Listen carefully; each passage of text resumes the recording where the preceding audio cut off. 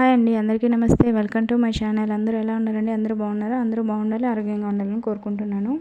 ఎవరైతే weight loss అవ్వాలి, అలాగే diabetes, BP, hair growth, hair problems ఉన్న వాళ్ళు చాలా ఉన్నారు కదండి.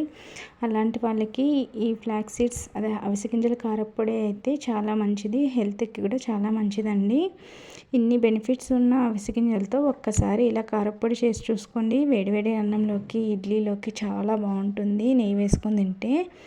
ముందుగా ఒక గ్లాసులో అయితే అవిసె గింజల్ని తీసుకొని లో ఫ్లేమ్లో అయితే వేయించుకోవాలండి.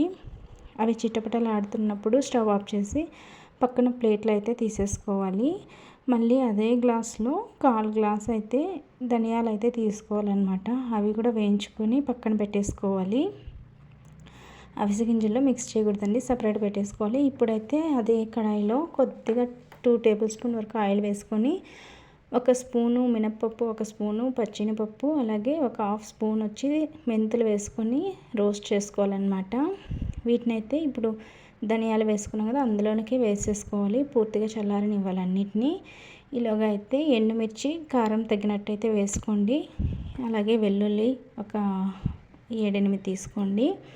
కరివేపాకునైతే ముందుగా వాష్ చేసుకొని ఎండబెట్టుకున్నాను అనమాట నేను, తడి లేకుండా. కొద్దిగా 1/2 నిమ్మ చెక్క అంతా చింతపండు అయితే వేసుకోండి. అందులో ఉన్న తేమ అంతా పీల్చుకునేంత వరకు అలాగ వేయించుకోవాలి. స్టవ్ ఆఫ్ చేసి అలాగే వదిలేయాలన్నమాట.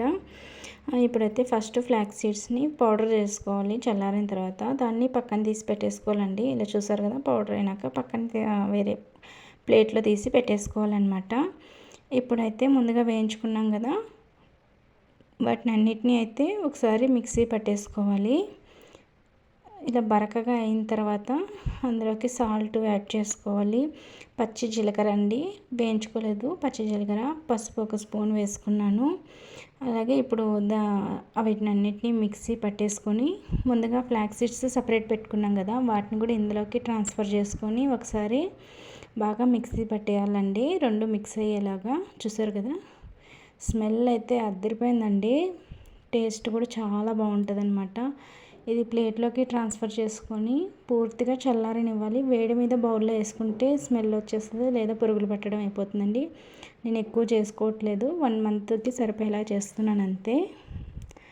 ఇది వేడివేడి అన్నంలోకి నెయ్యి 1 స్పూను, అలాగే 1 స్పూను మాత్రమే వేసుకోవాలి, ఎక్కువ వేసుకోకూడదు, డైజెషన్ ప్రాబ్లం వస్తుంది. చూసారు కదా, ఇలా ఒక గాజు సీసాలు అయితే స్టోర్ చేసుకోవాలన్నమాట. పెట్టేసుకొని రోజు అన్నంలోకి 1 స్పూన్ వేసుకొని తినండి, హెల్త్కి చాలా మంచిది.